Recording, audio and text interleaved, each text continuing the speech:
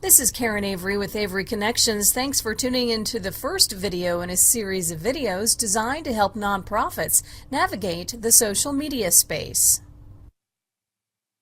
The first point is when you think of those who should be involved with your organization, whether it be members, donors, volunteers, or other community partners, you should avoid thinking about them as an audience, that is, people who hear your message but can't give you feedback.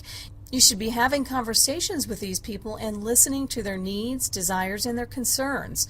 Social media is the perfect place to be learning what's important to them through observation, watching and taking part in conversations they start. It's also important to know where they hang out.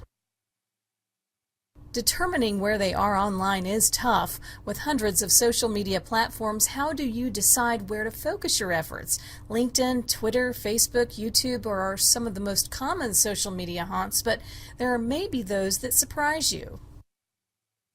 But before you launch any social media plan, you should ask them, where do they connect with people online?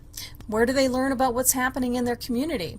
Take a survey. Take several volunteers and go with your clipboards to high school basketball games, county fairs, any place you can do quick surveys of your stakeholders. Once you know on which social media platforms to focus your efforts, what do you talk about? How do you talk about issues? When and how often? A helpful thing to do is to implement a social media assignment calendar. You will want to use a mix of ways to start conversations. Videos are much easier to create these days. Use video and pictures a lot. Share announcements about your events and share information about what's happening with other community partners.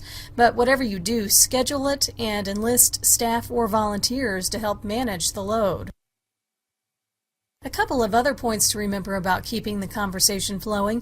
Think of yourself as the moderator. You can't control what people say and should not, but you can keep the conversation on topic about your message when it begins to veer in another direction. However, pay attention to that direction because that's part of listening and learning what's important to people you want to care about your cause. You should always be listening, watching, and learning so you know what's going on in your community. You should watch for trends that you can connect with the needs your nonprofit is there to meet. Please tune in to our next video in which we'll be talking about the importance of LinkedIn for your nonprofit. Please also visit our blog, averyconnections.com, to learn more about how to connect your nonprofit with influencers in your community.